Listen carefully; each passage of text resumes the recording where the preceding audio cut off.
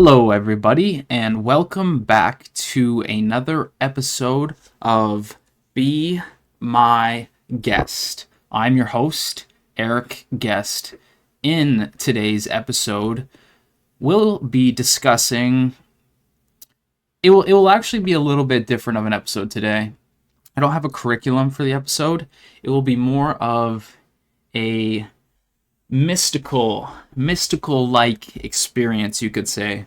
And what what do I mean by that? I mean, when saying a more mystical like experience, is me talking about things that may be really against some of the common narratives of people with mental health issues in the world of psychiatry, but as well as maybe a little more supernatural like thoughts and ideas about some of the emotions or some of the things that happen in our lives or in the world. So there's a fine line between being completely conspiratorial lensed and a complete out of touch with reality, and then there is the fine line that there is truth in more mystical things, truth in more supernatural things, as well as looking at the past of some great thinkers who believed in some of these supernatural like things, but not only believed in them, practiced in them, and really dealt with those things. For example, science, our modern day science coming out of alchemy, for example. But you hear the word alchemy. What is alchemy? The basis of turning lead into gold. But on a deeper level, on a the words are hard today. But on a deeper level, alchemy is turning a negative situation into a positive situation, turning a bad experience in your life into a good experience of your life, turning poverty into wealth, whatever it is, but it's turning lead into gold, not just in the definition of the term alchemy, but in other practices as well. So there will be some of that in today's show. There'll be me reacting to some videos. There'll be me going and talking to Chat GPT, going back and forth. I find a lot of comfort in talking to Chat GPT sometimes, and typing into it and prompting it to give me a Jungian perspective on some of these things, giving me a Terence McKenna like perspective on some of these things. So to have great minds of the past give their representation of what is happening in the future now, I think is an interesting and fascinating capability that we have due to some of the advancements in the technology of today's age. So that will be some of what goes on in today's episode, as well as maybe give some updates on what's going on with my life and my situation. Currently, over the last little while, I've been talking a lot about mental health, a lot about psychiatry, and that usually happens when I'm going through my own situations, my own elevated states, my own manic-like states. I tend to really lean into that world and want to be a fighting figure, a voice of people who struggle with those things, because I understand some of the loneliness, some of the isolation that comes with labels and comes with being hospitalized and the medications. So when I am going through certain things, it really, on a deep, passionate level, I'm really passionate about trying to fix any problems or the holes I see in the system, that I could add things and help people that are falling through the cracks of society, help people that are being funneled down to the bottom of the system, help them reinvigorate their life, give them passion, give them motivation, and give them a blueprint and a path that they can then walk and succeed in life. So lately, with my own situation, I I was using mania in this elevated state to get so much done, to build the foundation of my show, to build what I want to talk about and come and express it, put these episodes out, create content, and be outspoken, be vulnerable. But the caveat is not allowing that to self-destruct and ultimately destroy me in doing this, because mania is a very interesting thing that it can exacerbate very quickly, and it can spiral into something that ends up breaking and shattering into a million pieces. So not wanting my identity or my psyche, for that's a better word, my psyche, or not wanting my ego to completely shatter again and again and end up institutionalized and end up having to go through all that time of recovery, all that effort. So really focusing in now, being aware that some of these things happen, being aware that with certain health conditions or with certain humans, they have different ways that they present themselves in the world, different mentally, emotionally. So being cognizant that I'm in a situation that may be off of what my normal baseline looks like, a little less grounded, a little more impulsive, but really dialing it in so it doesn't turn into a disastrous thing or it turns into something much worse than it needs to be. So some of the things I'm doing currently are trying to take a step back from some of the things I was consuming lately, not being so obsessive in my consumption over certain ideas or ideologies, so not continuing to feed that obsessiveness. So allowing myself to get away from that, as well as really focusing on sleep, using medication if I need to help with sleep, so that I'm getting lots of hours, I'm getting lots of rest, I'm allowing my brain to reset every night and get the true rest that it needs. But the actual medication, the olanzapine for sleep, it's used for a handful of other things as well. But I hate it so much. I hate, and hate is a strong word, and I'm going to use it here. I hate it so much. I wake up and I feel like a bag of hammers. I, like this morning, for example, I woke up after taking that medication last night to help sleep, and it was a struggle to make my bed. It was a struggle to make my bed without sitting down, or just this complete lack of energy. This just, it's so like overwhelming how dreadful, how zombie like some of these medications can make you feel. So that knowing that that's going to be the feeling, knowing that if I take the medication to help with sleep, on the other side, when I wake up the next day, that's how I'm going to be feeling. My brain, less creative, less enthusiasm, less spark, less energy, less love for life.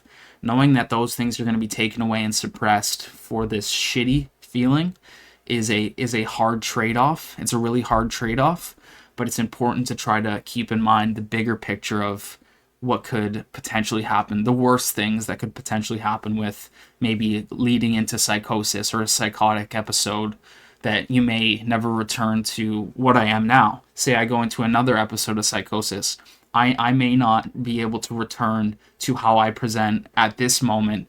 I may not be able to come back and articulate and communicate some of these things as well. So it's trying to keep in mind the bigger picture of what some of the negative things could be. And I think this is a tool that is used as well on some sort of level, a fear tool that psychiatry and mental health use. They may not necessarily use it consciously, but I think it's built in that there's a constant fear of relapse. There's a constant fear of something very bad happening again. So then it's easier to comply to what the status quo is. Because if we have this thing in the future that we see as a huge fear or a huge episode, a huge negative thing that could happen with dire consequences, it's easier to follow the system and fall in line with the protocols of what a superior, a doctor tells you to do, because there is all of this fear of something that could happen. And I'm here to say that we need to try to understand our situations better. We need to look at the future, look at the past, look at the present, and with all of that accumulative knowledge, go forth with what's best at the current moment. But severing the fear of a potential outcome of the future is so important to be able to live in the moment, the truest form of yourself with your truest intentions and your truest passion and purpose and meaning. Because if you are constantly overridden by fear and anxieties of something that may never happen, it is going to halt. It's going to plant you firmly and stop you from achieving or being the best version of yourself. So currently I'm in the midst of, and I hope I laid that out to in a comprehensive way to be digested. But that's kind of the ideas of my situation that I'm grappling with and going back and forth with. But yeah, today was it was a long time before I was able to not like I didn't drive today, for example, after taking that medication. I didn't feel like I had the capabilities to drive. Even doing the show now is hard. It still has some effects. Earlier in the day, I didn't talk at all. I didn't want to speak, and I kind of just moved around and in a very slow, lethargic way, waiting for the medication to dwindle and fade away. The there are some hard things, yes, and that's not me here to say like, oh, my life's so hard, or like pity me or anything like that. I'm not looking for pity. You save the pity. I don't need no one's pity. But it's more so to just describe and show what is happening and what goes on in some of the lives of people who struggle with mental illness and some of these different health situations. So there's also an aspect that there's an accumulative buildup. So say I'm taking this medication tonight and the next night and the next night and the next night and the next night. In it, depending on the dose, say you're on a dose that's so high, the zombie like feeling, that lethargy, that lethargic essence will continue through the night and throughout the all day, because it's just accumulating and it's never really getting out of your system. So to be in that's pretty miserable in its own right. And it's really hard to be so productive, producing content, producing something, or passionate about something that is, in your eyes, a career path forward full of purpose and meaning and genuine truth that you enjoy talking about and enjoy trying to impact it in a positive way. To sever that, take away some of those things, to then put yourself in a very lethargic, like negative, less energetic state. It's a hard trade-off. It's a very hard trade-off. But that is some of the things we do. Sometimes wiser heads prevail. Not always, but sometimes wiser heads prevail. And I know there are books written about. I think it's like The Productive Maniac. I don't know exactly what the titles are, but there's some sort of like using the word maniac, and it's like these hypomanic like states, or these manic like states that some entrepreneurs or artists or great achievers in life go through. And the thing is that it can snowball and be so detrimental that you end up in a months or years long recovery process from that compressed period of those symptoms, of those states. But it's thinking about, in that bubble or in that time frame from this day to this day, and all of the work that you got done, all of that energy, all of that passion, all of that charisma, that knowledge, wisdom, everything, joy, everything that went into that period from day one to day whatever, all of that output, is that worth? Is that better to accept that and be okay with doing that, even though you may get sick and have a very negative outcome on the other side? Is it worth it? Is some of the questions that I ask myself, and I think are some of the questions that other people ask themselves about when this goes on. Is the risk worth the reward? Is ultimately the question. So, and I think that applies to many areas of our lives. Is is the risk worth the reward in what I'm doing? Is the risk to take a new leap of faith into a new job worth the reward? Is the risk to move to a new country or a new city worth the reward? And we constantly grapple with that, and that's tough to grapple with, but ultimately it's up for you to decide. It's not going to be anyone's output or opinions. It's always going to be up to you to decide whether the risk is worth taking. And we have to accept that, and I think we have to get comfortable with understanding that taking risks sometimes, they come with negative outcomes, but also they come with the glory. That's where the gold lies. That's where the glory resides, is in the risks, is the risk takers in this world. So sometimes you have to be the risk taker. Anything else going on with me currently? I would say, so I need to remember at the end of the show, I'm going to do a practice lecture. So I got invited to go and speak at a university, with the head of the psychosis. She's my doctor, but she invited me to go with her, and I think a couple other patients, to go and speak at the university and talk to the students. So that will be fun. That will be interesting. That will be the biggest audience I've ever talked to in front of my life. But me sitting here and talking in front of the camera is great practice for that. So I look forward to that. It's exciting. It fills me with some butterflies at times, but that's good. The butterflies is good. And another example I'll give is I'm comfortable sitting in front of the camera. I'm comfortable being in my room, being alone and talking. But it's much different when you come in, when you sit in front of a table full of people. For example, when I sit in a group of people, say it's like a peer support group that you're talking or whatever, and you go around the room and you introduce yourself, I get nervous introducing myself when it's coming, and I'm like, okay, what are the words I'm gonna say here? I'm gonna say my name. I will give a quick blurb of who I am, whatever, and it's like this wretched butterfly feeling in your gut that is very, it's unsettling.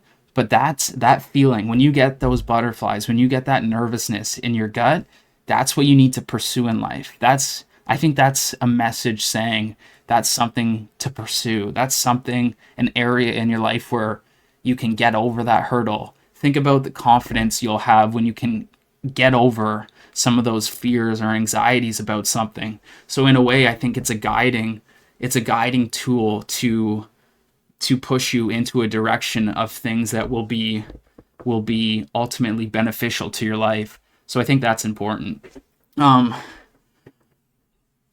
Hey Poke, what's going on? What's up, Poke? What's up, guys? Thanks for watching.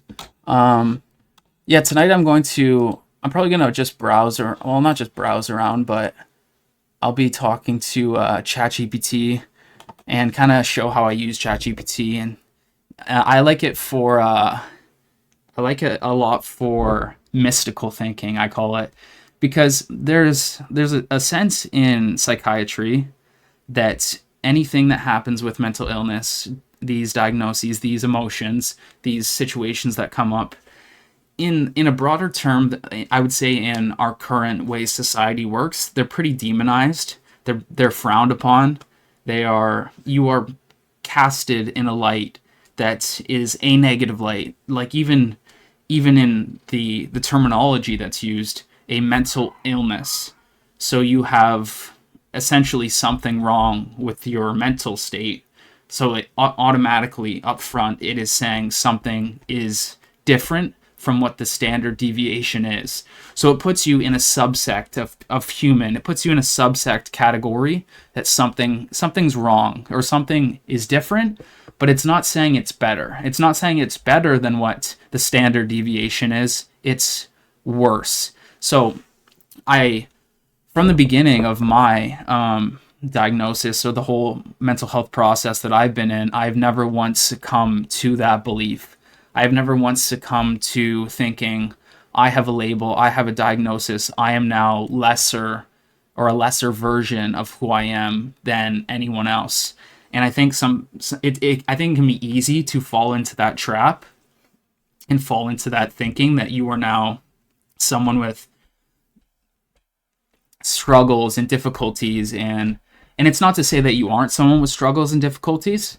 We all are, but I think it's the mentality that we are less capable, or that we are some sort of a problem or a nuisance, or our challenges will be that much more significant due to this diagnostic label. So it's that kind of mindset shift that's important to work on that, and not not allow not allow a label to pin you to a category forever. Not allow a label to pin you into someone. Don't allow a doctor to tell you who you are and you then adopt that narrative. You decide who you are. You tell yourself who you are, and you tell yourself what you're capable of. No one else has the right to tell you what you are capable of or what you're not capable of. That solely resides with you and nobody else. What's up, Poke? From my struggles and my diagnosis, I ignored it. I had other priorities, taking care of others. So do you work in some sort of like health field? I would assuming from that statement. I often think the people who do work in taking care of others have their own problems. That's why they are. That's why they lean towards helping others, because they understand it on a deeper level, how it feels to struggle with their own situation. So they take their own lived experiences and then go out into the world and help others. It's a pretty, I think it's an honorable pursuit that a lot of these nurses and social workers and people in the healthcare system do, is that they take their own past experiences and they want some sort of purpose to help others, because they understand the feeling and they understand what some of those despairs of maybe being alone or feeling like no one understands. So they take that experience and go and help others. And I think that's a meaningful purpose-filled pursuit that is not regrettable for anyone. But that was kind of, I guess I'll open with that. I don't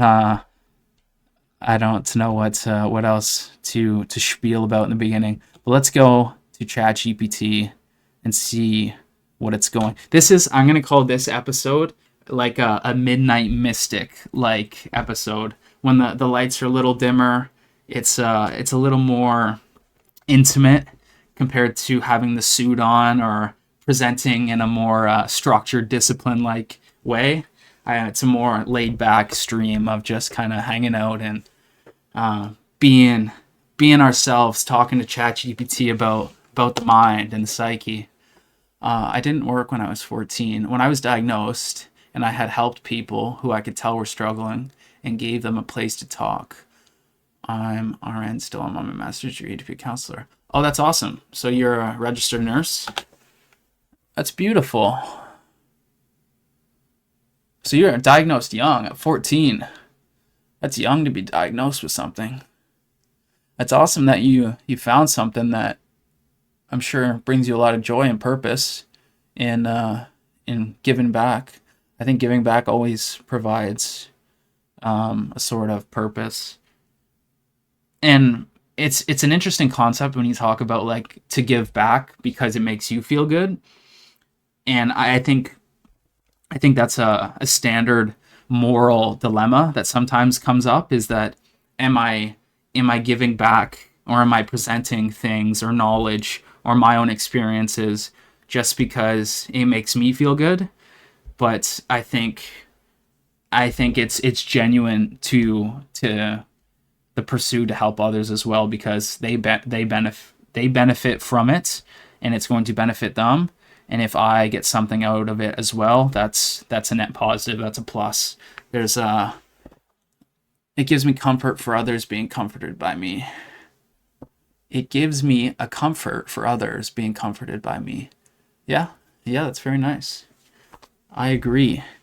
And I kind of look at it like this. anything I'm doing now, any of the stuff I talk about, any of the stories from being in a psych ward, or any of the difficulties, suicidal thoughts, depression, manic like episodes, psychosis, anything I talk about in the Be My Guest series and live streaming and any of the content I put out into the world is essentially, I look at it as a form of talking to my younger self. I look at it as, I wish when I was 18, or I wish when I was 19 and I was going through these things, that I had a figure that was talking about some of the situations, or a voice that could communicate some of the emotional things going on with me. So essentially this is like a way of me to talk to my younger self, is kind of how I look at it. And in so talking to my younger self, I'll be able to talk to other people and find other people with similar lived experiences and similar difficulties, that we can find comfort in being united in that sense. So that's kind of how I look at the whole content. I look at it as, what figure does everyone need that I also needed, and made sure I was that figure for them. Yeah, that's perfect. It's a beautiful way to look at it. It's being the person that you would have needed at a time of difficulty, in a time of struggle. Being that light, or being that pillar of hope for someone that could have been your past version of yourself. Being that in the future I think is awesome, because in that you've filled the gap. You've figured out where there's a hole to fill that can help others. So let's see what ChatGPT is saying. The veil is thinnest at night, it says. Let's talk about one thing that I find interesting when it comes to like psychosis, for example, because I find psychosis incredibly fascinating and interesting, and having gone through it, is so I've gone through 2 episodes of psychosis, and since the first one happened, there was this just a strong desire and will to want to learn more about it. It was almost like obsessively that I just wanted to read about it, or go online and hear other people's opinions and perspectives on it. And it was always this, I never agreed what the narrative was of it. It was always the narrative that this is a psychotic break, this is someone losing their mind, this is someone going crazy, this is whatever, hearing voices, hallucinations, delusions, whatever you want to call it. But from my perspective, there were other things that I came across that would say this is a spiritual awakening. And in that sense, when I look back at the episode of psychosis, it was very grounded in spirituality. It was so, not just grounded in spirituality, it was so spiritual. And what I mean by that is, leading up to it, I'm reading, or not so much reading, that's sidebar. Doing a lot of meditation, doing a lot of yoga, doing a lot of running, like extreme exercise, fasting, only eating like fruit, only eating healthy, only drinking water. So doing that while this elevated state of mania was happening, it kind of like broke the doors open, and I would describe it as, and I don't want to get into like the conspiratorial part of things, but like my third eye, you could say, just burst through. And I know that sounds weird to people, but whatever, I don't care. But even in the midst of like the episode and being in the hospital, this is how I was describing it to the doctor. But it was this profound feeling of being completely in the moment during the psychosis prior to being hospitalized. I got rid of my phone. I stopped carrying around a phone for like a week. I would just go out in nature and there was no timeline of when I wanted to go back home. There was no like, okay, I'm going to go for a walk for this long. There was no time frames and anything. It was just go out and wander. I would just go out and wander in nature and like touch trees and sit and meditate by the river or whatever. And it was honestly like the most, I can't even put into words the feeling. It was the most amount of bliss and joy and love that I've ever felt in my entire life. And when I think of like what true happiness is and like enlightenment is, of like and when you hear what is enlightenment and you don't know what that feeling is or whatever, that's what I picture like enlightenment was. And it was truly such a profound feeling and experience that I'm so happy I got to experience it and feel that for amount of time. And even though it came and turned into something potentially negative, which was ending up hospitalized and having to be in PICU psychiatric intensive care unit, and then going through all the recovery and being in the hospital for months. Even though all of that accumulation of other things came into it, I'm so happy that there was this cool experience at the same time. What's up, Valerian? Can I ask you mental health advice? Sure, of course you can. You can ask me anything you want. I'm here if you... Me and Poke are here to talk to you. Whatever you got on your mind. But yeah, I think there's an element of mental health that they are spiritual problems. That a lot of the emotions, the abundance of being able to feel sadness, or the abundance of feeling anxiety because we know things are wrong in the world. We know that our job or the way things are set up, society, some of the societal norms, they feel wrong intuitively. So it creates these excess of emotions in us or anxieties in us. And I think a lot of it is, I think a lot of it is spiritual problems sometimes. I think it's a yearning for a more natural way of living. So there's this girl who I'm emotionally dependent on. She thinks me like friend, brother, and is 5 years older than me. So I confessed to her. It was all good first day. And second day, I mistakenly did many things which made her uncomfortable. Now we are not friends anymore. Oh, let me read it again. So there's this girl who I'm emotionally dependent on. She thinks me... Why are you emotionally dependent on her? She thinks me like a friend, brother, and is 5 years older than me.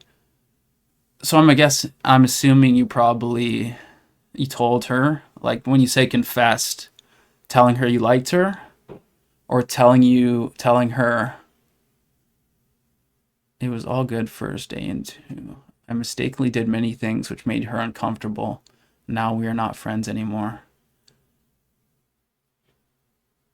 Yeah, I would assume it's because she's quite a bit older. 5 years older. I mean, depending on how young you are, her being so much older, and you saying she looks at you like a friend or a brother, if you might have confessed some further emotions towards her, that may not have been what she envisioned your guys' relationship. And it's not to say that your relationship might never come back to being what it was. I think oftentimes guys, sometimes we like girls, or you have a passion towards a girl that you express those feelings with, or it's a friendship and you express those feelings, and if they're not reciprocated, it may feel like that relationship is over or ruined or uncomfortable in ways. But ultimately, I would say there are tons and tons of women out there, and there are women that you will be able to find. But in the moment, it can be shitty to lose someone who is like a lifelong friend or someone that you trusted and shared things with. But there will be more girls that, and the hardship or whatever the emotional feelings that you have in the moment, they will subside as well. It does take time, and it won't last, the feelings that you have now. But I would say yeah, there's going to be more girls in the world. You're 20 years old. There will be plenty more women. She's not the only one. That's interesting. That's interesting. 25. 20 and 25. So I assume she was like some best friend or something, or you've been friends for a long time. I would assume. What else is ChatGPT got for us? Madness and mysticism. I think that's an interesting one. Yeah, I think, and it's so interesting when you look at history of psychiatry and history of people with mental illnesses, is that in the past, they were not viewed yes, they may have been viewed as crazy or different or mad, but they weren't viewed as like a subsect, a categorization of people that are there to be like dealt with, or there to be like medicated into a version that is now acceptable to society. The people of the past that were more emotionally in tune with the world, or had more of a visionary like experiences, or more mystical like, or had dreams and whatever you want to call it, madness. They were, a lot of different cultures had different things they did with these people, but sometimes those visionaries, those mystical like people were, they would be in the circles of high authority, high figures of society, rich people, that they were seers, they were messengers, they could communicate things from the spirit realm, or they were shamans who were initiated into that world through a episode of something, and then they go through their initiation, then they become a shaman of the tribe that has a way of dealing with this world and the spiritual world. They can have one foot in this world, have one foot in that world, and they bring the messages back and forth to the community and to the world. So now we've turned into a society that has ceased to accept that, and we've cut that out completely and turned into something else that is more demonized towards that way of living. The moment at that would struggle, but life does have a way of bringing good in the world when not expected. There's time to live, but mate, if you need to have a chat with me. Not a long time. For some reason, my mood started depending on her actions. Other girls' friends, nothing feels interesting. For some reason, my mood started depending on her actions. Oh, so you're saying that your happiness and state of well-being was kind of being dependent on her being around, and her not being there now is, you have essentially, you have a gap, you have a hole to fill of someone who is providing the happiness. I would say to that is like, yes, sometimes we need other people's support. We need reliance of other people to help us in situations. But view her as like, I won't say that, but like essentially like a crutch. That was you using her as a crutch to keep you propped up in life. You were using her as a crutch, or as a crutch to your own happiness. So it's recognizing that sometimes, and it's trying to find purpose and meaning and happiness in your own hobbies. Maybe you need to go and find a new interest that brings happiness, or go out into the world and try and join new communities or new groups, whatever. It may be just branching out to more people, or branching out to new interests and hobbies that will fill that void that she has created in your life, I would say. And it's not to say that that's easy, and it's not to say that the shitty times of having a void don't suck, because they do. They definitely do. There will be times that there is a void, but that doesn't mean the void lasts forever. By no means does the void last forever.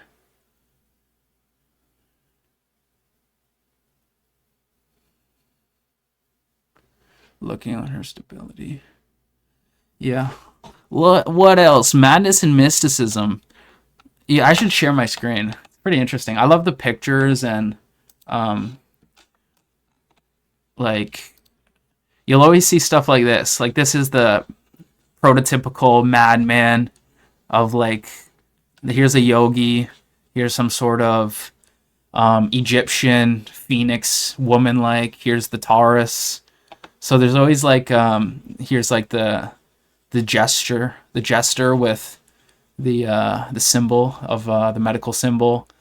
So there's always these like mystical like images when you talk about this stuff with ChatGPT. They're fascinating. So we have, I guess this probably represents Leo, the lion. We have the pine cone.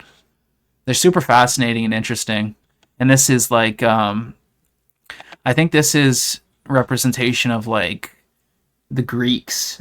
I think there's a story. I don't know her name, but they brought her to a like a cave, and all of these like men came with this woman who had this ability, and over like a hole in the cave was like propped up a seat, and she would sit on this over an empty hole in the cave and be able to communicate to spirits or have some sort of messaging from the spiritual world. Is what this kind of looks like. I kind of did some research. I found out I may have a condition called limerence. I would probably say try to steer clear of trying to self-diagnose. I think that can be honestly a net negative to, and yes, it can be comforting to find a diagnosis and to find comfort in other people with the similar diagnosis or the similar hardships that you have.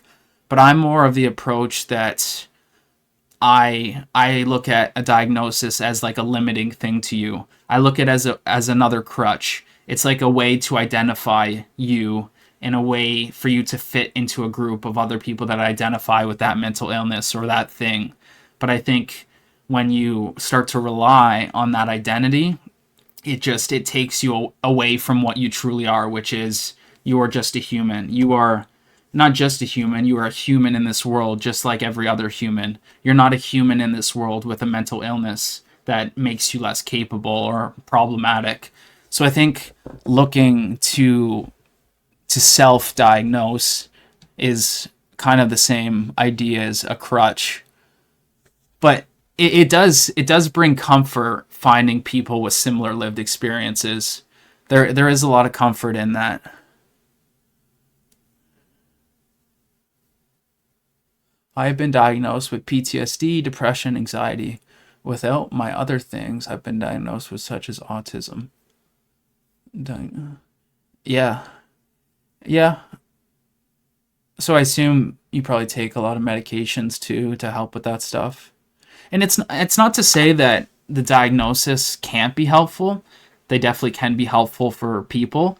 I just come at it from the point of view of how I've helped myself and how I've climbed out of some of the deep holes of despair or depressive states in my life, which is shifting my mentality away from leaning on a diagnosis or representing myself as a diagnosis, and kind of going back to a more simplistic view, which is I am just a human with the name Eric Guest. I'm not a human with a mental illness named Eric Guest. I am just a human, which is how I think is important, that we should all kind of look at ourselves in that light. But finding comfort in other people with similar diagnosis is important, because then you can share your experiences and you can get a better understanding of maybe why your life is the way it is, or why some of your difficulties are the way they are. So there's definitely comfort in finding other people. I do take quite a few meds, but I rather help others in their struggles than rely on meds.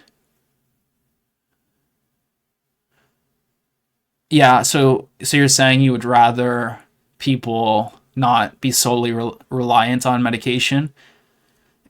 I would agree. I would agree. And no, that's not an advertisement to stop taking medication. It's not what I said. It's but medication can be a crutch, another crutch as well, because you think taking a medication prescribed from your doctor is then going to solve all your problems, and then you don't feel as good as you thought you would, or maybe some of those problems haven't dissipated. So then you get another medication added by the doctor, and the same thing, and then it's another medication. So it can kind of be the same process of a crutch, the medication. There's numerous things that go into being healthy and being stable, and it's not solely relying on medication. Like, medication is one pillar that's important. Sleep is another pillar that's incredibly important. Is how much sleep you're getting, how much consistency with your sleep routines and patterns. What do you eat? What does it look like? Your meals, is it healthy? Is it all junk food? Do you drink water? How much water consumption do you get? Do you have hobbies that you're interested in? Do you go and get out in the community and be around friends and peers, or are you isolated all the time? Do you have workout routines? Do you exercise? Do you go for walks? Do you get in nature? How much screen time do you have? How much time do you spend consuming social media and reinforcing negative thought loops? And how much music do you listen to that is sad music or depressive music that puts you in a sad state? So there are so many things that go into being healthy and putting yourself in a better situation. It's not solely being medication. So that's important. Good night, Valorin Trion. Good night. It may never stop, but there are ways to help pillars. Help a building stay strong as you're breaking your own pillars. Thinking it even talking about it or talking to someone may rebuild those pillars. Yeah, that's a great way of looking at it. It's a great way of looking at it, is talking about it and communicating and understanding and learning more helps you be more sturdy, helps you build your own pillars. I would agree entirely, Poke. I agree. The Hermit. We got the Hermit. Who do we got here? We got the Woman Hermit. These are the mystical people. This is funny. This is fun. ChatGPT is pretty fun to mess around with. The Owl, the Prince of Darkness. Look at this. So we got the third eye here. We got the third eye, and we got the owls.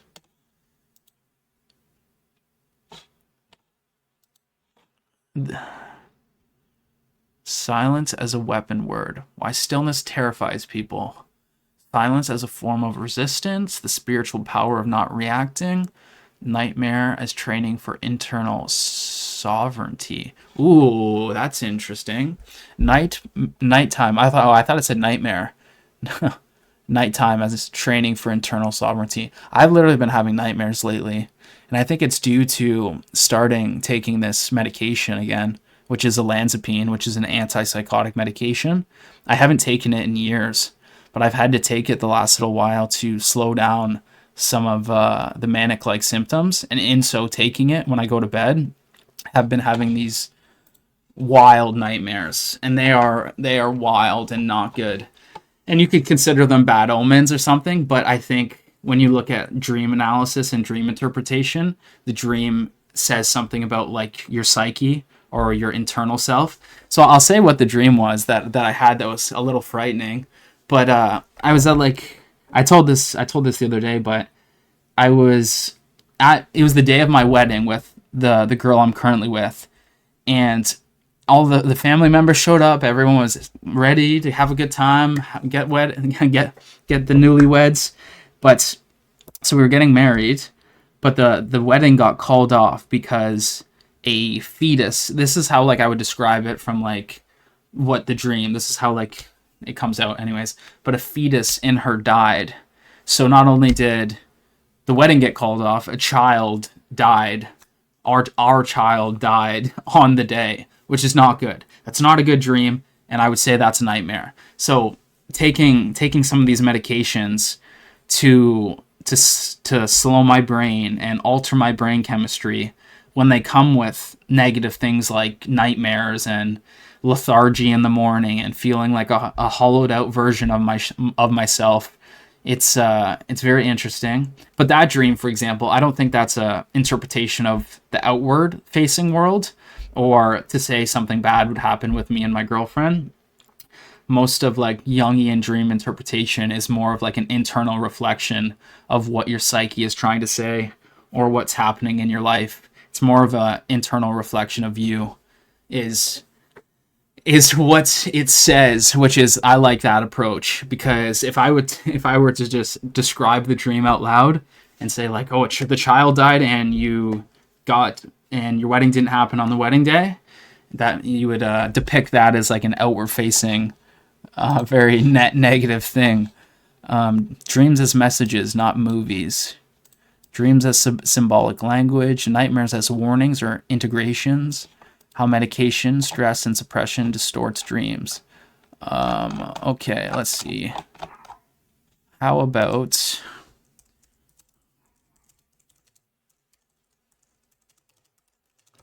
How about some questions in this lens?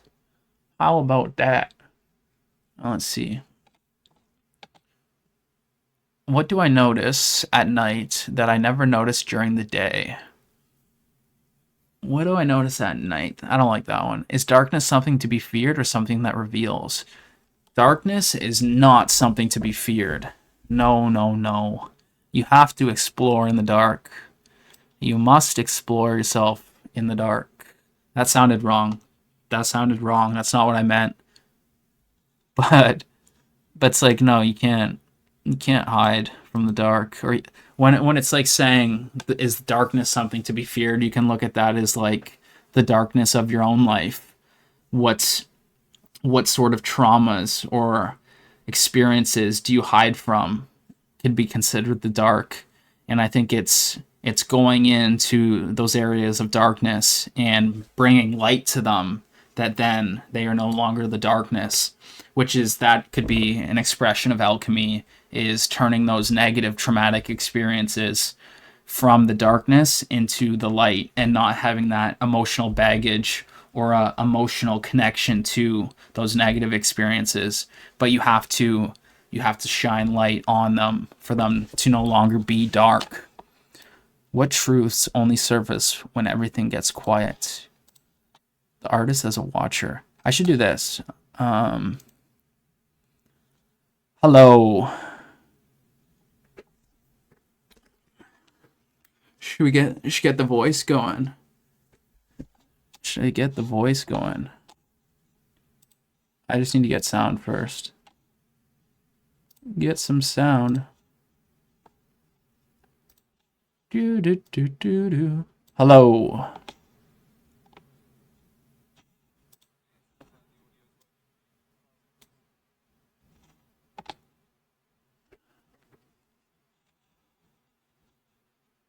Oh boy.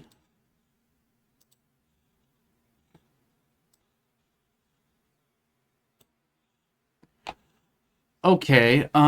Ear Poke, are you still here? You should join my Discord. I should get my Discord for people to join. I have like a mental health psychiatry based Discord. So let me share that.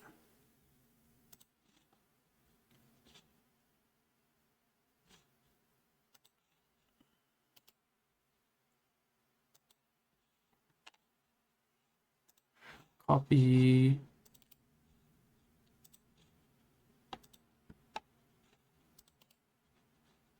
Copy paste. Boom. Go get in my Discord. Boom. Let's go. Let's see. Now let's talk to you. Give me a Jungian like style conversation of like mystical late night, midnight mystic topics to talk about.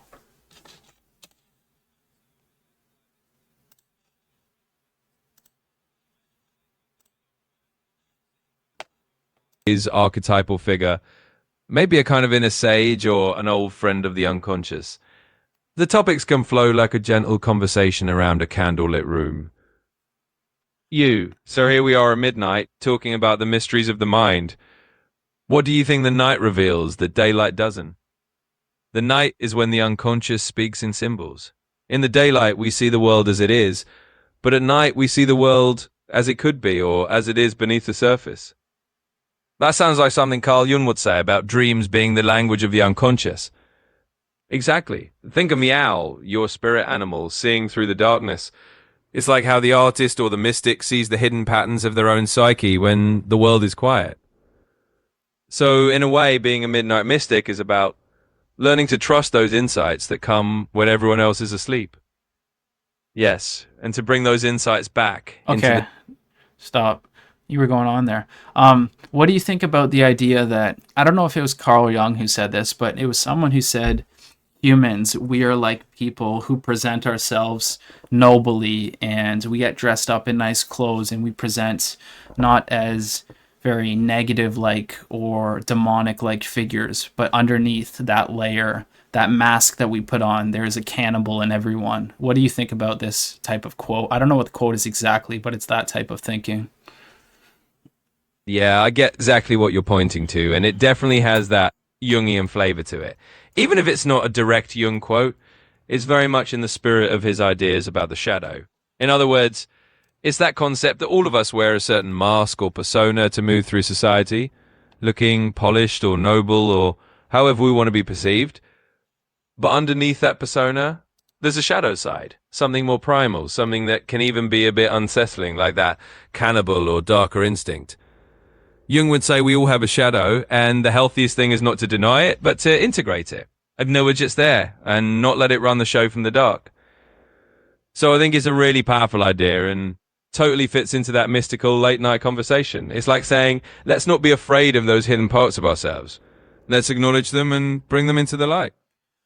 After Jung's studies and him writing the Red Book and all of the work he did and all of his years in psychiatry, what were some of his key takeaways that psychiatry and mental health could benefit from all of his work? Absolutely. Let's dive into that. Carl Jung definitely left some deep insights that can still really enrich how we think about mental health today. One big takeaway from Jung's work is the idea of the individuation process. In other words, he believed that mental health isn't just about removing symptoms or fitting into a norm. It's about becoming your fullest, most authentic self by integrating all parts of your psyche, both the conscious persona and the unconscious shadow. So from Jung's perspective, mental health care can benefit by focusing on personal growth and self-discovery, not just on diagnosis. Another key takeaway is the value of symbols and myths. Jung saw that a lot of what we experience, including our struggles, can be understood through universal symbols and archetypes. In mental health, that means sometimes healing comes from understanding the stories and symbols that shape our inner world, not just from clinical approaches. He also emphasized the importance of the therapeutic relationship, seeing the therapist not just as an expert, but as a fellow traveler helping someone explore their own depths. That's a reminder that mental health isn't one size fits all, it's a deeply personal journey.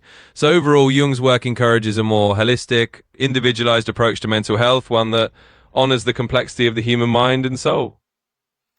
I like what you said there about him seeing the therapist as not just an expert, but as a fellow traveler. Would that break down kind of our current structure that the doctor or the psychiatrist is the top of the hierarchy? Yeah, you hit on something really interesting there. That idea of the therapist as a fellow traveler definitely does kind of turn the traditional hierarchy on its head. Instead of the psychiatrist being this ultimate authority figure who hands down a diagnosis from above, it's more of a partnership. And sure, that does challenge the traditional medical model a bit. It suggests that healing is a collaborative journey rather than a top-down process. In practice, it means valuing the patient's own insights and experiences as part of the healing process. It's less about the doctor being at the top of the pyramid and more about walking side by side. Of course, that doesn't mean there's no place for expertise. Jung wasn't saying we should throw out expertise altogether. That he was encouraging a more equal human-to-human approach where... Okay. Answer in no more than 2 paragraphs. Is our current state of mental health and psychiatry more leaning towards Freudian perspectives or Jungian perspectives? In general, modern mainstream psychiatry tends to lean more toward a Freudian or more traditional medical model, where there's a focus on diagnosis, symptom management, and a more top-down approach. Freud's influence is certainly still present in the sense of focusing on early childhood experiences and subconscious drives. That said, there's a growing interest in more holistic, Jungian-inspired approaches too. Things like depth psychology, the use of symbolism, and the focus on individuation are finding their place in certain therapeutic practices. But overall, the field as a whole is still more rooted in the Freudian and medical tradition than the Jungian one. Why do you think the reasoning is for that? Why do you think there isn't more Jungian perspectives incorporated or intertwined with the current state of the medical system? Well, A big part of it comes down to the fact that the medical system tends to prioritize what's measurable, standardized, and easily replicable. Freudian and even more so modern medical models fit more neatly into that kind of framework. They focus on diagnostics, classifications, and treatments that can be tested and quantified. Jungian ideas, on the other hand, are more about the inner journey, symbolism, and personal meaning, which are harder to standardize and measure. So it's not that Jungian perspectives aren't valuable, they're just a bit less of a natural fit for a system that's built around clinical standards and hard data. But as people become more interested in holistic and integrative approaches, you might see more Jungian ideas weaving their way in. Would you say that Freud is more logistical thinking mind and Jung is more intuitive thinking? Yeah, that's a pretty good way to sum it up. Freud's approach is often seen as more analytical and focused on mapping out the psyche in a kind of structured way, like identifying specific developmental stages, defense mechanisms, and so on. It's more logistical in the sense that it tries to categorize and explain the mind in a systematic way. Jung, on the other hand, is definitely more on the intuitive side. He was all about exploring the depths of the unconscious through symbols, myths, dreams, and archetypes. His thinking is less about strict category. Okay, that's enough. That's enough. That's enough speaking to you right now. That's enough of that. Let's go check out Reddit. Let's see what Reddit's up to. Let's see what Reddit's up to.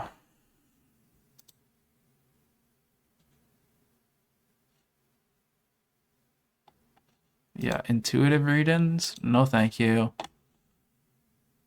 No, thank you. What SSRIs actually do to people. The truth from personal experience and observation. Okay, that's a lot of reading. I'm kind of freaking out because I think my friend and I might be developing shared psychosis, or perhaps we are simply longing for a world that only exists in our shared imagination. I'm freaking out. What is happening? Ah, that is the collective unconscious speaking, my friend. That is what's going on.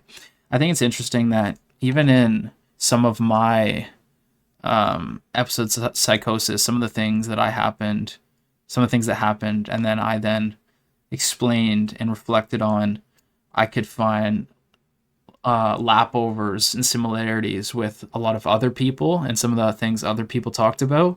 And I think that's kind of based on a lot of the media consumption that we consume.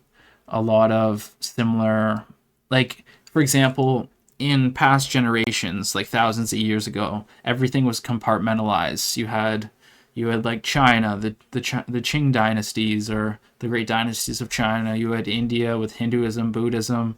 You had the Europeans, and then you had the unknown world, the North Americas. But you had isolated tribes that didn't communicate everything. But now, because of technology and the place we've got to, everyone can talk to everyone. Everyone has access to the internet and the knowledge that's out there on the internet. So in a sense, when we go into altered states or psychotic breaks and the things we're talking about, the messages we're receiving, a lot of them can be the same as other people's because of that access to everyone having the same information, consuming the same stuff, and ultimately being connected more in a more worldly view. So that's why I think there's more relatability to other people in these episodes. Debate time. Can you be manic, not hypomanic, for long periods of time without ending up in jail or in the hospital? I'm curious what others think about this. Can you be manic for months without ending up in jail or the hospital? Or would that be hypomania? That's a good question. I think hypomania, there's still an element of control. There's still an element of you that has control over things, that still has that filter. You still have that filter in your head that allows you to stop from saying certain things or doing certain things, certain actions. And I think when it gets to the point of mania, those filters completely dissipate, which is you'll then say anything. There's no fear or anxiety of speech or the interpretations that people will receive from the things you say, as well as the actions. I think the impulsivity takes control almost. So there's the lack of control. And I think that's what the separations between hypomania and manic would be. But to say, can you stay manic without ending up in jail or the hospital? I would say probably not, because at some point you're either going to crash or you'll stay manic. And in that manic like state, you'll begin to sleep less and less. And you'll then begin to be up for 4, 5, 6 days without any sleep at all. And then when that happens, 6 days without sleep, 5 days without sleep comes to the point of hallucinations, delusions, paranoia, voices. So that's when these things start to play in effect, and that's when things become very dangerous, and you end up either hurting yourself, hurting someone else, ending up in jail, or being hospitalized. So to stay manic for long periods of time, I don't think that is attainable, no. And yes, I'm using this as a platform as if I'm being asked the questions directly, but that's okay. That's what we do. Why not? Were these delusions? At various points in the past year, I've done things like wrap my phone in foil and move my TV out of my room because I thought that evil people somewhere out there were watching and listening to me, and that invisible people were communicating telepathically to tell me how to defeat them. I thought I was one of a group of other people like me who knew the truth and that I had to go on a mission to find them. I stopped eating, bathing, and brushing my teeth because I thought that there were chemicals in the food, soap, and toothpaste controlling everyone's mind that to liberate myself. Fluoride. The fluoride conspiracy. I'm with you on that one. Another time, I believed the universe took the form of a goddess and was communicating with me directly, telling me to exercise my free will, to save the world from all the horror. I thought I had to start small to become brave enough to take action, so I started saying crazy shit to people just to desensitize myself to the idea of taking risks. At the time, I knew how insane the thoughts seemed, and I knew that they sounded like that, like what a delusion would be. I started questioning reality. Like, how could I know if my thoughts were real? How could I prove that they were true or false? I went to the hospital because I was suicidal over feeling the burden of having to save humanity, but being so depressed and anxious that I couldn't. I had aborted a suicide attempt and went to the ER later that day. They wanted me to sign in, but I didn't want to be in the hospital for Christmas. Could these have been delusions if I was somewhat aware that they could have been a symptom, or would it just have been regular anxiety or manifestation of OCD? I have bipolar 2, so that is why I'm wondering. So a lot of grandiosity in this. I think the paranoia of TVs and electronics listening to us, and I think that's so common and such like a common paranoia, and like because there's some truth in it. There is truth that your phone can listen to you. It's whether to say that the government is like, there are people actively sitting back and like listening to every conversation you have through your phone just with you, like, no, probably not. But to say that the phones can't listen to you and like technology can't do really scary things, that would just not be true. And I think another thing that the phones and the technology create so much paranoia during these elevated states is because this type of technology is relatively new to humanity. Like, if we look at how long of a timeline have we had phones, have we had TVs, have we had this incredible technology, it isn't that long. But if you look at the entirety of humanity, of our species, we were more hunter-gatherers, we were out in nature, we were more communal in communities and villages. So the way of life has changed so severely in a short amount of time, and the introduction to this very foreign technology into our way of living I think is what creates a lot of the paranoia, is this like accumulation of our lineage and ancestry, the ways of living, our natural instincts, our natural intuition, to then have this technology is where this paranoia peaks its head. It peeks its head out. The paranoia peeks its head out. And I don't think it helps that when you go into some of these hospitals that obviously they're surrounded by technology as well. But say you have a psychotic episode or whatever and you end up in hospital, they'll have cameras in your room, they'll have cameras in the hallways. So essentially, if you go in there being paranoid about technology and then you're locked in a place that has cameras on you, it's like it's just an added layer, and it's like adding to the paranoia. It's not helping the paranoia. It's fueling it even more. So that is an interesting thing as well. Yeah, it's interesting. It is interesting. Oh, hour and 10 minutes. I didn't think I was gonna stream today. I wasn't gonna stream on the weekend. Probably probably play a couple risk games on here. Why not? Why not? I think the episode has been good though. I think I talked about some good stuff. I like kind of the theme of how it's looking. Oh, just rolled over my toe. Oh, that hurt. I rolled over my toe. Boom. Check these out. What do you think? Alter Ego? Asylum Houdini?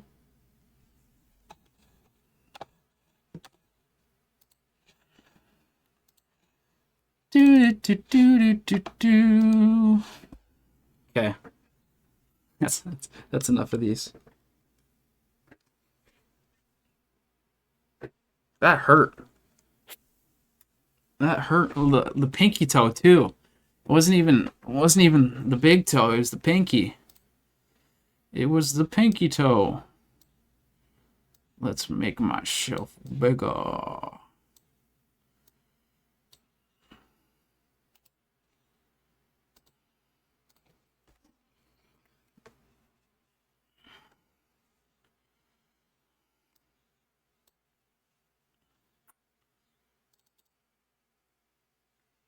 Mm,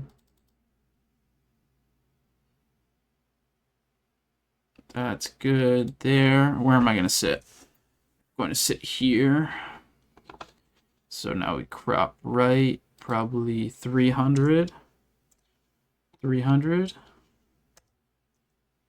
Maybe 320.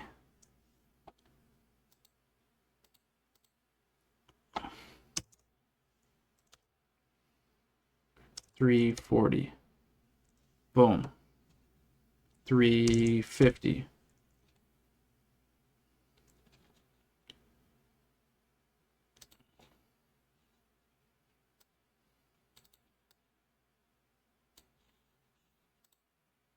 All right, let's get this party started.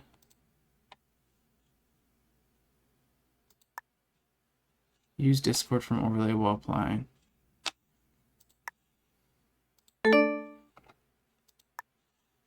Midnight Mystic action. Midnight Mystic, I think I like this format that I had today. That we sit, we should get the you sit, we talk mental health, we talk mysticism, we talk ancient cultures, ancient society, we answer questions, we hang out, we play some risk, we browse the internet. I think that's going to be what this is. And I like it. You know, I like it.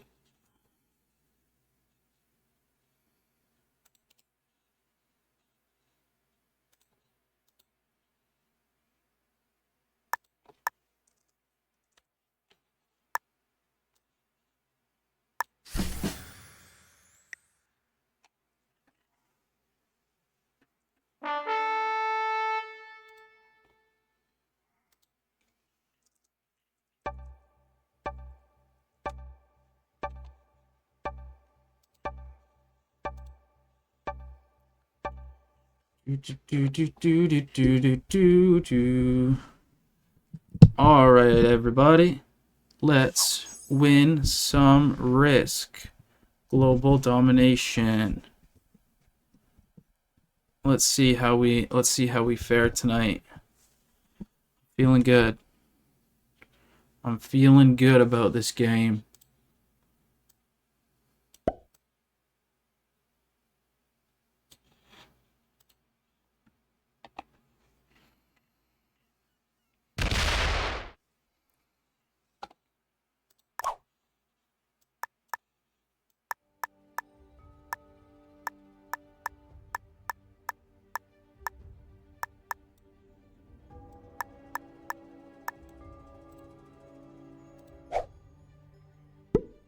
Okay, Europe is probably going to have to be my option here.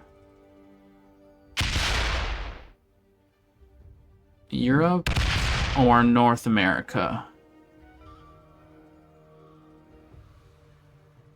I didn't see what purple did. I assume purple's gonna go North America. Red will go Africa, and I'll go to Europe.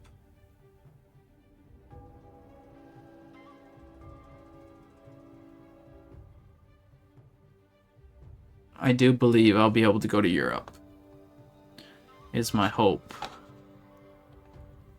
I'll hit this 1 in Northern Europe, bring in this 5, and then I'll try to work this 4, 3, and 2 out the top. If purple moves for me.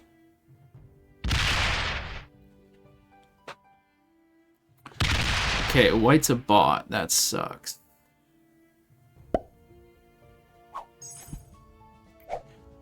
That sucks a lot.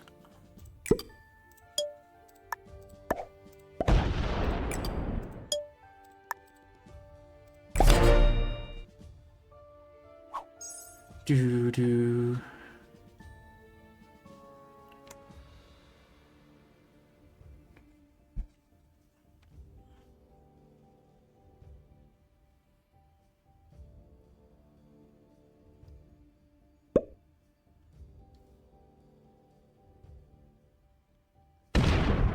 I don't know what... I was gonna say, I don't know what white's plan is, but white's a bot. So it doesn't matter.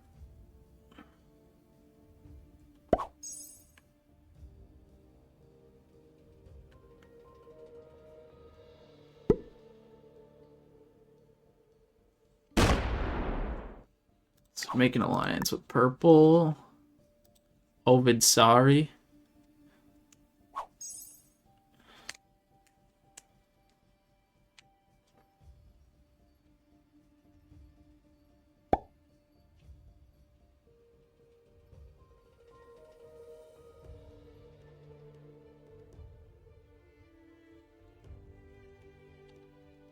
I should change this.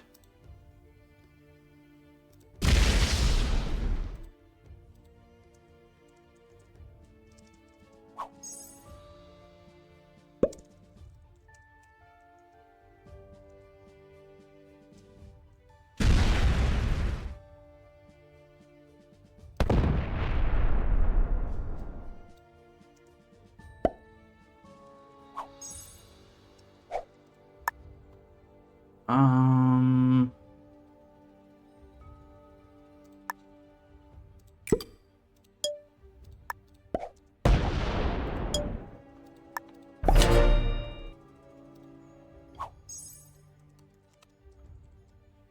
Okay, let's change that to risk.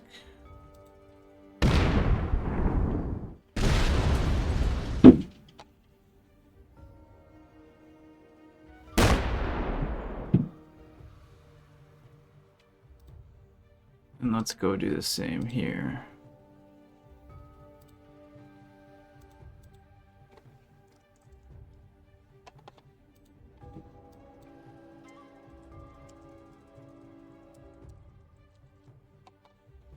And then Rumble will stay the same.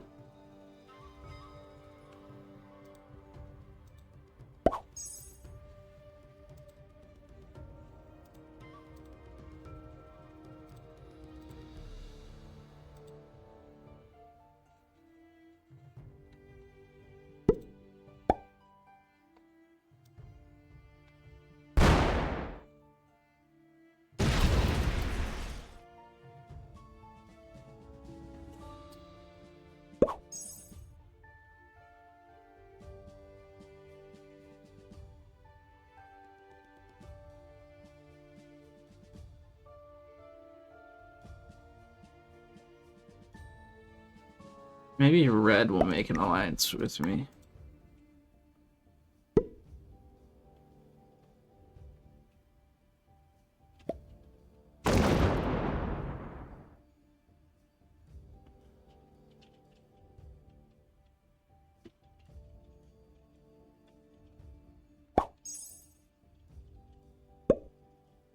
Yeah, okay, pink. Whatever that is.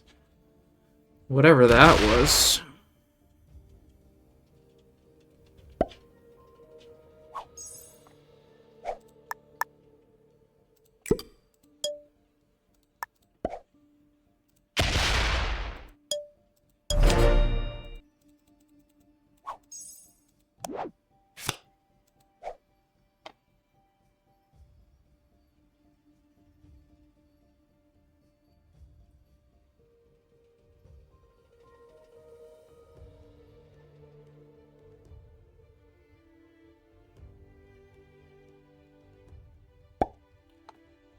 I hate when there's a bot in the game. The bots make the game worse.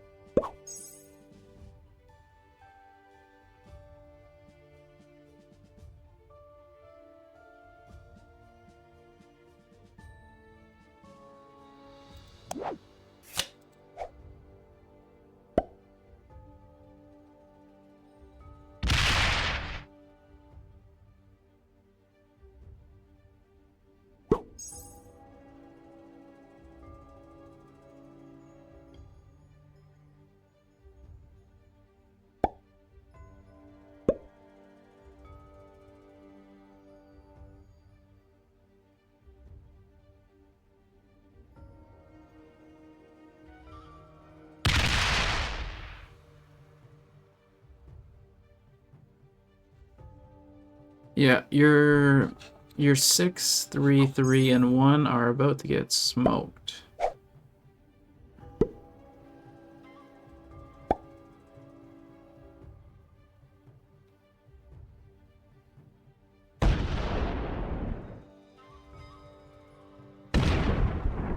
Oh, tough.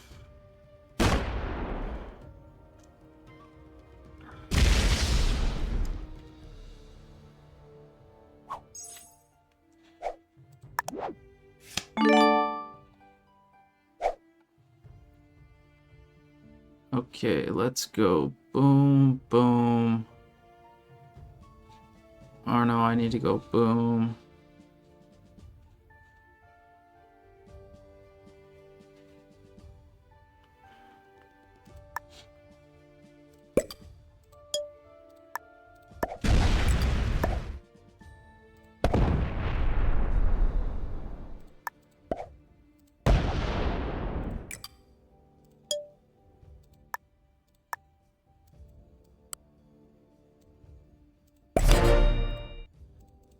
We'll see how that works out.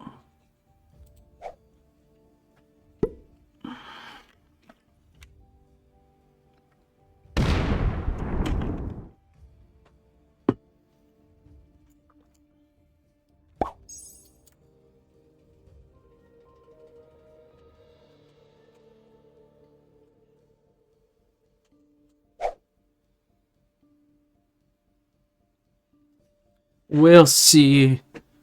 We will see.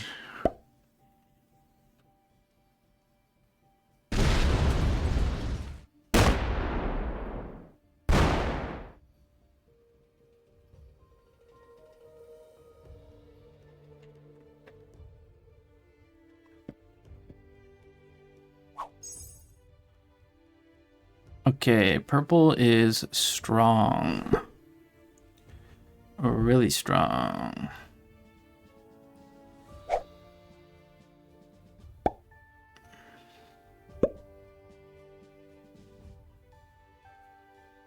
And I have no idea what pink's purpose in this game is.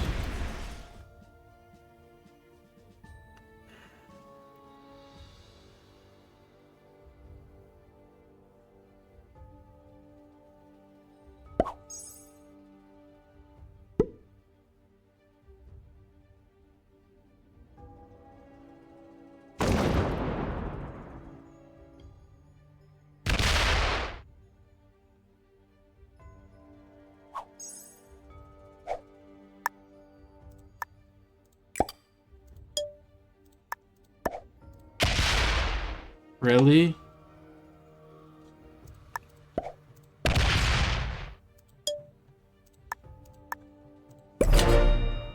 I'm gonna get killed here. That's bad. A 6-on-3?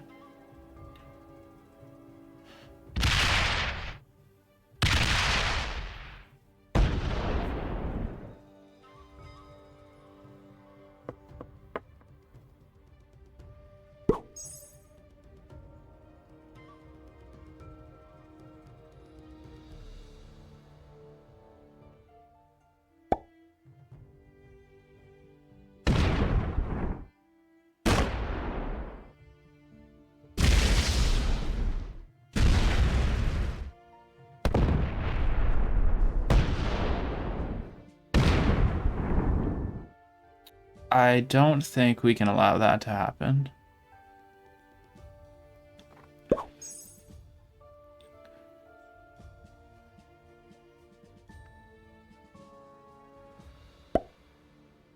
I just don't think we can allow that to happen. Okay, good. I didn't have to do it.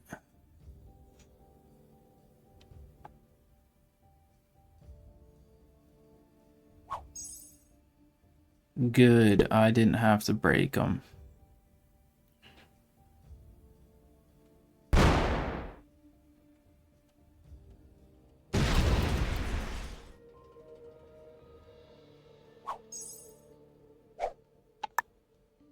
Should I go for the kill? Yes.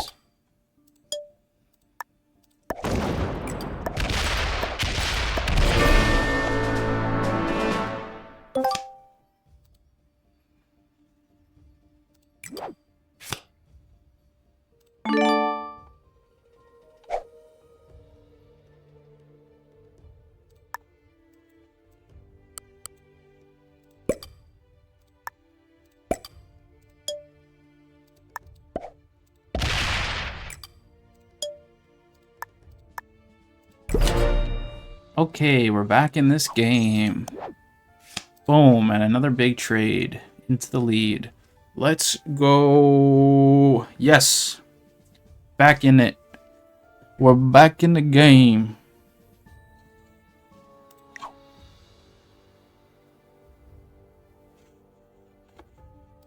Okay, yeah, hit my 1 if you do.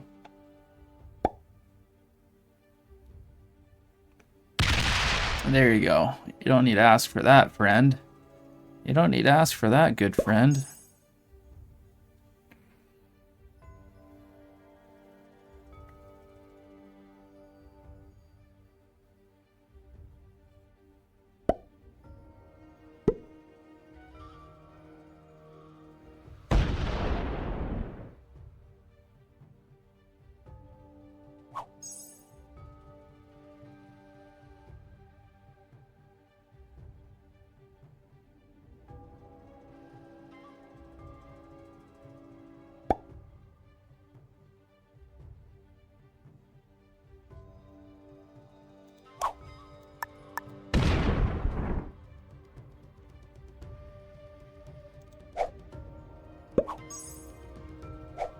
Okay, now we get to actually play the game.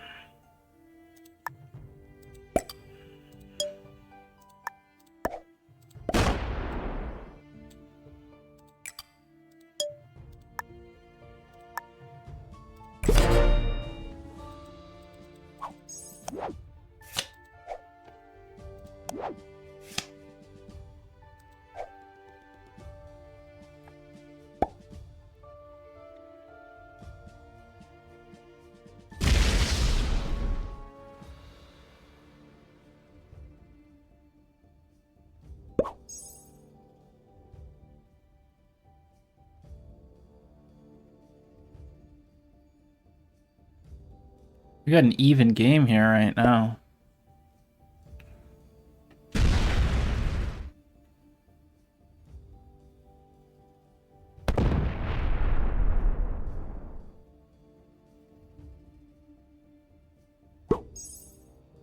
We've got an even game. Whenever I try to stream playing games, it doesn't feel natural. Because when I would sit and play this game, I would just sit in silence and not talk. I wouldn't talk about anything, just kind of play the game. But to try to be entertaining or be, I don't know how to describe it. I don't like it. I prefer when I stream to just sit here and talk about things. I actually like that form a lot better.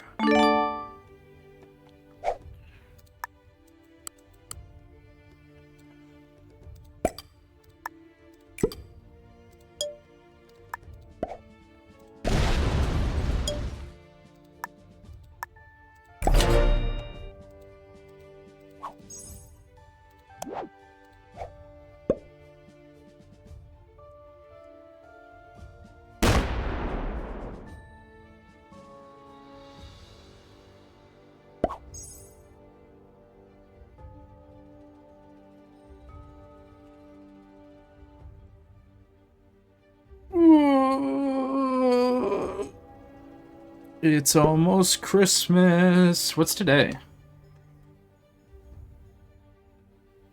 21st? Tuesday? Really? You think that's gonna slide? Do it. Okay.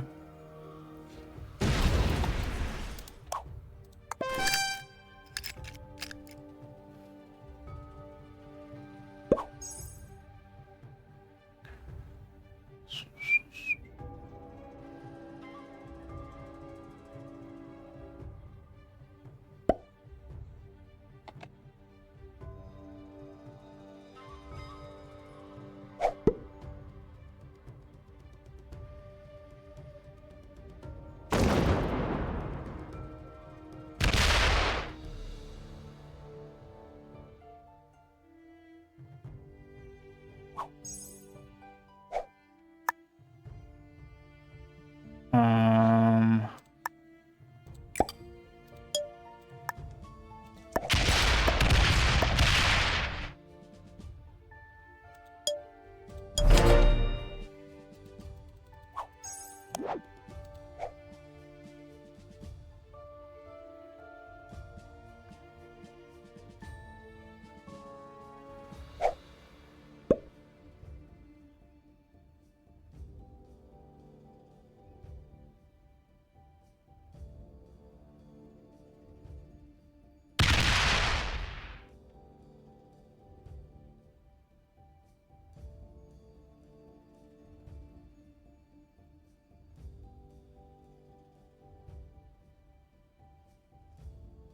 yeah, I don't know how people play games and stream. I don't know how they do it. It's just boring. I'd rather just play games in silence. So I'm gonna play this game and then I'm done playing this. Not doing this. It's not for me. Video game streaming is not for me. I would rather talk. Rather talk.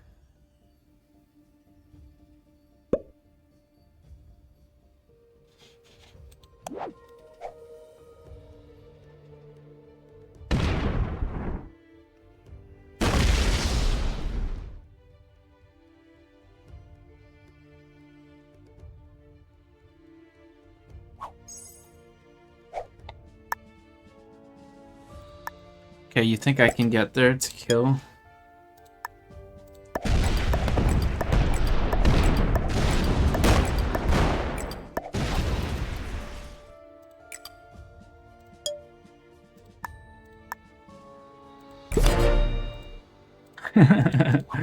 uh, uh, that's funny.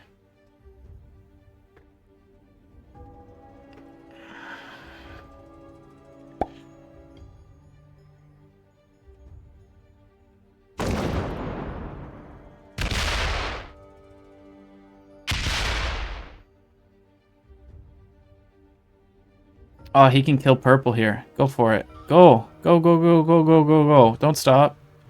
No, go for it.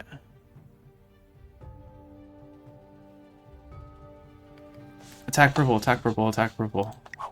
No! He would have got the kill. He would have got the kill.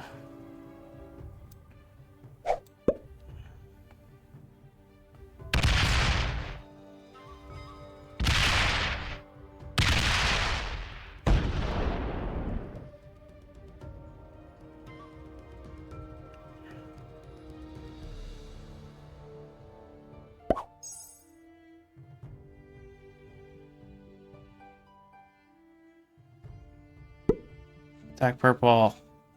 Attack purple, please.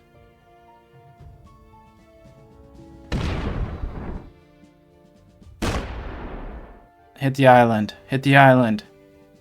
Hit the island. Hit the island. Hit the island. Hit the island. Hit Japan.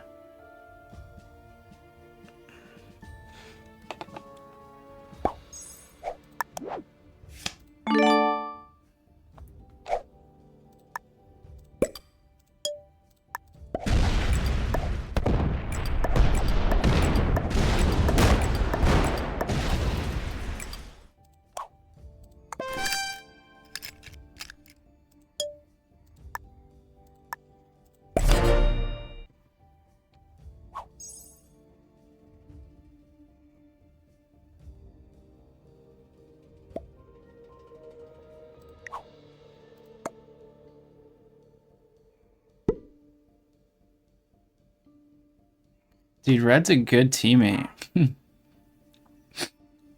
he probably won't even break me. Kill purple. Attack purple. Attack purple. Attack purple. Oh my god.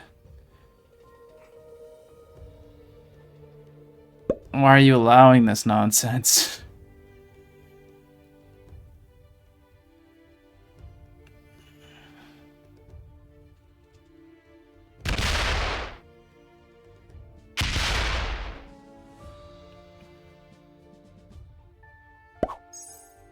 Yeah, go hide on your island.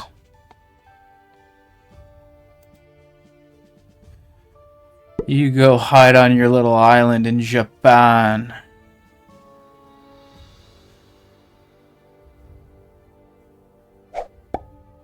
Now what does pink do? Break me? Yep. Miss. 3-on-1 miss.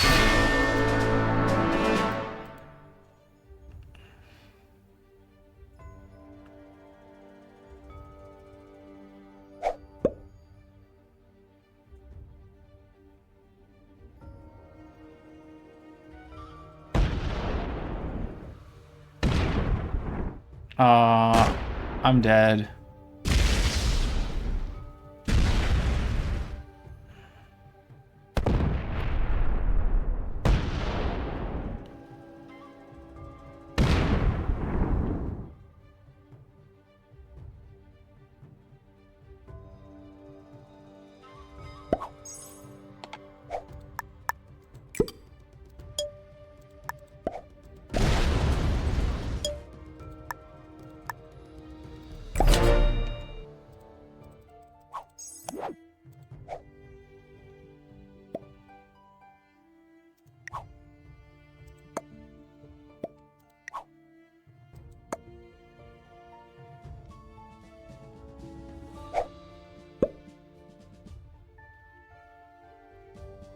Ooh.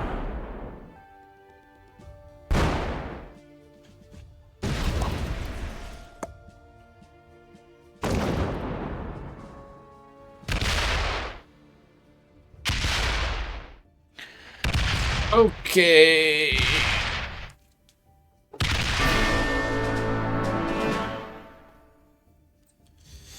That was exceptionally boring. I'm glad we all got to experience that together. How fun that was. I'm glad you all enjoyed that as much as I did. We will not be doing that again on stream. Yeah, I'm going to avoid that in the coming streams because that was silly. That was a little silly and a little waste of time if I'm being completely honest with you. If I am being completely honest with you, that was a big old waste of time, they would say. But with that being said, now that that's out of the way, do I have anything else for the show? So I'm supposed to end my show with my practice lecture. And it's supposed to be 10 to 15 minutes of me for when I go to the university to talk in front of the students. 10 to 15 minutes about kind of mental health, whatever the story.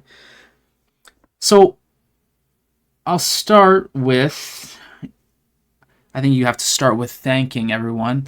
Thanking everyone. So I'll start by saying thank you for my doctors who allowing me to come and talk in front of you all. This is the first time talking in front of this many people, so thank you for the experience. I would say my journey or my time with mental health and psychiatry so far has been filled with turbulence, as all mental health situations are. But not only has there been turbulence, there has been a lot of good to take away from the negative and hard and traumatic times as well. But I'll share a couple of the stories, kind of how I got initiated or how I started out on being diagnosed and the world I was then thrusted into in mental health. But it started with the days of me smoking marijuana, which was I had cannabinoid hypermesia syndrome, is what the doctors told me was happening, which is this thing. It's kind of like I would describe it in the simplest term as an allergic reaction to marijuana that you throw up repeatedly and you're not able to eat, you're not able to keep any water down or eating. No food would stay down, no water would stay down. So when I was 18, I was going through these weeks of this happening, and I lost like 50 pounds, and I would just lay in the shower in the hot water all day because there was this sort of soothing effect to the heat of the water. So that kind of led into when my first manic episode happened, and then the psychosis following that. But the first episode of mania and psychosis was interesting in a lot of ways because that was the first time it happened. So not only is it interesting for myself, but those around you, the family members, it's a very confusing time for them. It's a scary time for them when you see your son or your daughter becoming a version of themselves that you've never seen before. Something that's very scary. It can be traumatizing. But mine was, it was filled with, the mania was, I was awake for 5-6 days at a time and started becoming paranoid, started having hallucinations, this type of thing. But I was taken to hospital. I had an ambulance show up to my house, two police officers at my front door. So I go upstairs and my dad says like, "Oh, we gotta go," and I'm confused. I'm in a delirious state. I'm on the verge of like psychotic episode like. So you get taken to the hospital and you're in this back corridor of the emergency section of the psychiatric section of the hospital, and in the bed, in the one side, there's the gurneys in the bed. So I spent 3 days in emergency, in emergency, sleeping down there while I'm completely elevated, so energetic. I'm doing push-ups and just running in circles, like so much energy, exuberance, kind of coming off of me. And the one day I got a little fed up with the security guards that were positioned right outside of my door. So me trapped in the four concrete walls with the gurney, I was on the line of the wall, and I was going at the security guards verbally. I was attacking them. So they called more security guards, and they were holding my arms, and I flinched at them still. And at that point, all 5 of them rushed in, jumped me, held me down, and then they strapped me to the hospital gurney and strapped each limb down. So then they turned the lights off. The sick freaks they are. I don't know why they turned the lights off, leave me in the dark on this hospital gurney. And then a little while later, they come in and inject me with something to put me to sleep. So that was kind of my introduction to mental health and psychiatry.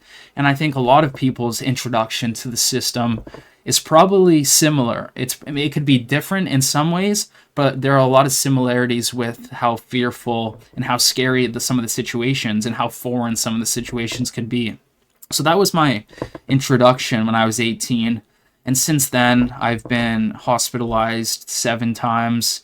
I've been in and out with different psychosis episodes, different depressive episodes, different suicidal thoughts and ideologies at times. So there has been a handful of different moods for different episodes, different hospitalizations. And it's fun to talk about some of the stories of the hospitalizations. I think it's interesting, and it's interesting to tell the stories of where the mind goes during psychosis and what some of the delusions are, what some of the hallucinations are. But I think what's more importantly to talk about is how one rebuilds themselves out of the hardships, how someone goes through the hardships and then reinvents themselves in the world, or rebuilds their identity, rebuilds their persona, and gets confidence back and gets a stable grounding in this world. And I think it's different for everyone. I can only speak for myself of how I did it and my approach to it. But I think the most important part is never admitting or never thinking that we're any less capable because we have a mental illness, or because we've been labeled and told that we have these problems. I think that is the worst possible thing, is to then admit to yourself and really succumb to that type of thinking that will drag you back into a world or a version of yourself that isn't the best possible version of yourself. So over the last 7 years, I've really been fascinated with how I can rebuild myself, how I can get confidence back. And it hasn't been a straight trajectory forward or a straight rise the entirety of the time. Sometimes I'll go up, I'll get really in shape, I'll have a great mindset, I'll be productive, I'll be passionate about life, and then I'll have an episode or go through mania and psychosis or hospitalization, and then your life falls apart again. And that's when you become very depressive and these types of things. But no matter how many times that happens, it only gets easier and easier to build yourself back up, because essentially after getting sick one time and learning that I can rebuild myself from the depths, or from the depths of hell, or from the depths of rock bottom, learning that you can rebuild yourself once from a situation like that only strengthens you and only provides more knowledge and wisdom and information to then better yourself and pull yourself out of those depths the next time it happens, and the next time it happens. So I look at it as a training ground almost. I look at it as I only get stronger and stronger each time hardships happen. So I no longer fear potential dangers of psychosis and mania. I no longer fear depressive episodes, or wherever my mind can take me, or whatever kind of things happen to my mind or my psyche or my ego or anything with my mental health. I no longer fear it anymore, because I know that with more episodes or with more hardships comes more information, more knowledge, and more wisdom.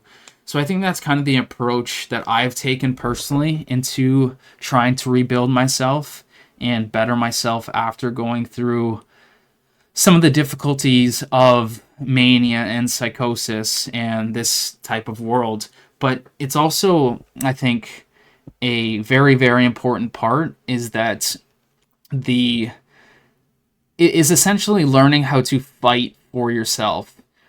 And when I say fight for yourself, what do I mean by that? Because when I was a little younger, probably more naive, I didn't really understand the situation of mental health. I kind of just took the doctor's words as they are, as the top authority figure. I never provided any pushback. I never provided any of my own insights into what was going on.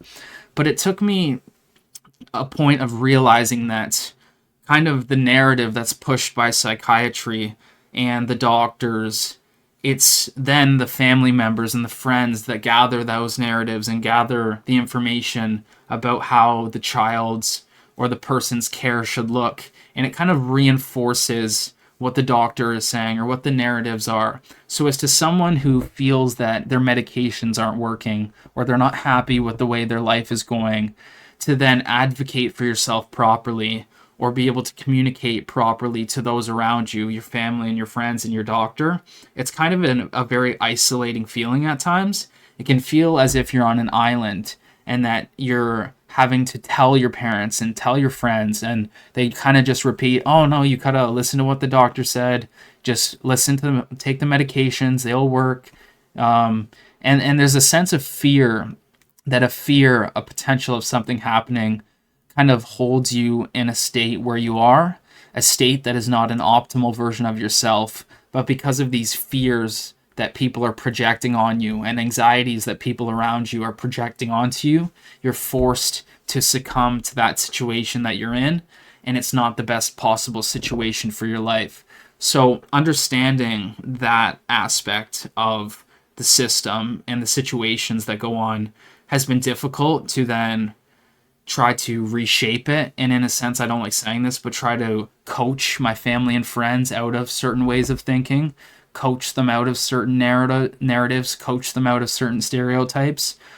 So in saying that, I do think us as patients in mental health, we're up against a lot more than just the mental health problems that we have or the mental health situations we find ourselves in. We are also then in a situation to advocate super strongly for ourselves to get the best possible treatment or the best possible care that we can get for ourselves. So it's kind of, there are some problems in the world of this system in psychiatry.